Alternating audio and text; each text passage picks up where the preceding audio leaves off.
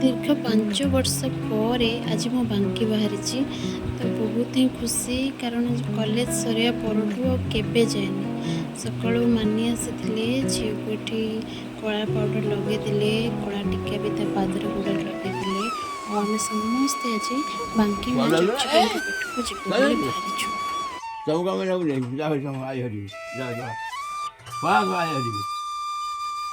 जीव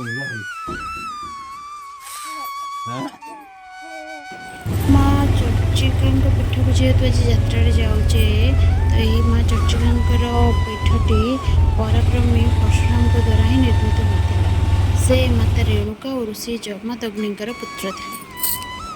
शेष में मो कॉलेज जावा आसवा जो बस रे करूँ देखली तो बहुत पुराना कथा मन पड़गला केमती बस रे कॉलेज में केते थर घर को जावा आसा करे सांग मान साथी सब सेमती थिला किछि परिवर्तन होना ए स्मृति भितर आम मंदिर जाके पहुँची जाइलु।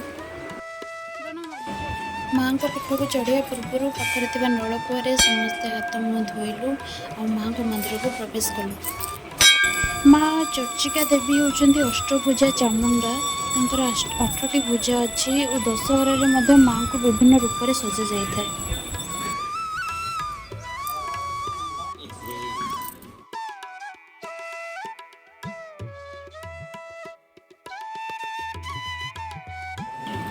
एटी सतरे किसी समय पे स्थिर मग्न हो गली माँ को एत अपूर्व रूप देखिकी सकाल होता 10टा तो एत भक्त कहीं आसी नथिले और शांत परिवेश थिला। माँ अष्टभुजा मनीषर गंडी उपर बसी था बेकर मनीषर मुंडर हार पिंधि था।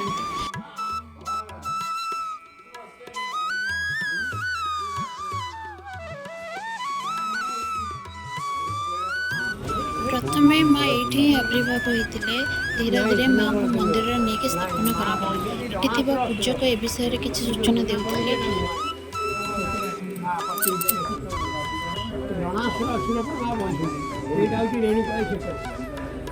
एकदा ऋषि जमदग्नि पत्नी रेणुका संदेह कर पुत्र को आदेश देले कि शिरछेद करने।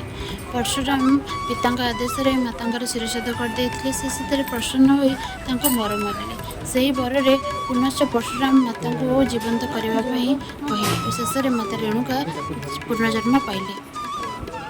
परिवेश भ्रमण करें समस्ते टी माँ ये पीठे बसिलु बहुत ही शांति लगे एत भक्त आसी ना तो एत भिड़ भी होना माँ मो समस्ते बसिलु और माँ प्रसाद पाइलु।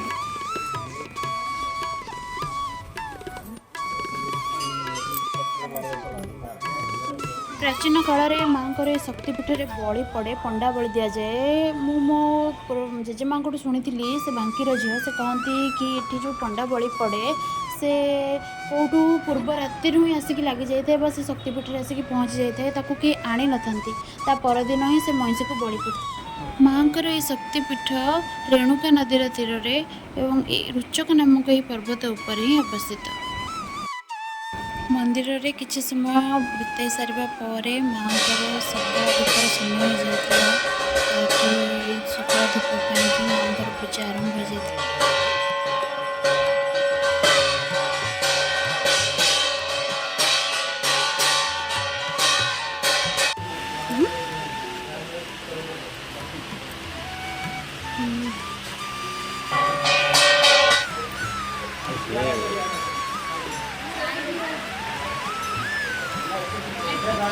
घर को बाहुड़बार समय तो माँ को प्रणाम कर परिपार्श्व देवादेवी दर्शन में आम आसलु भारी। रेणुका नदी 1982 मसीह बन्या द्वारा तैयारी होता किंतु लोककथा अच्छी जे जड़े प्रख्यात तांत्रिक माँ को पूजा कर प्रसन्न कर सुना रूपा गहना सब लुंठन कर जो रेणुका नदी प्रवाहित होती घर तोड़ी रही माँ क्रोधान्वित हो दंड देवाई रेणुका नदी प्रवाहित कर घर को से रेणुका नदी ही डुबे दे।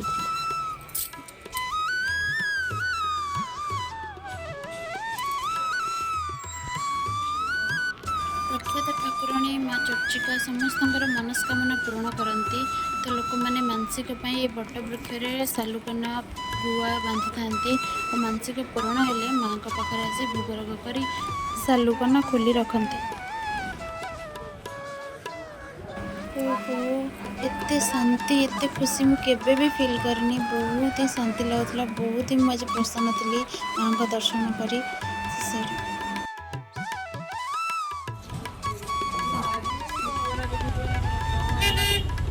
घर बहुत सकाल आम समस्ते बाहर आसी माँ का दर्शन पाई, तो भोक लगी जाइए। दर्शन पर जलखिया दुकान को जाइलु, कचोरी ट्राए करूँ, बहुत ही भल लगे।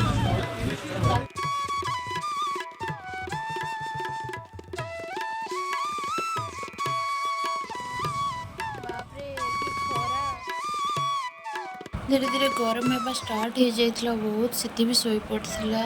शेष समस्ते लस्सी पीलु और घर अभिमुखे बाहर आसलु। ये यात्रा सिद्धि मत बिल्कुल भी हैरान करनी कि टिके भी कांदिनी, से ये जर्नी को एंजॉय करुला। बस ए ब्लॉग ये पुणी देखा नुआ ब्लॉग। जय जगन्नाथ और मो चैनल टी को सब्सक्राइब करने भूलिए।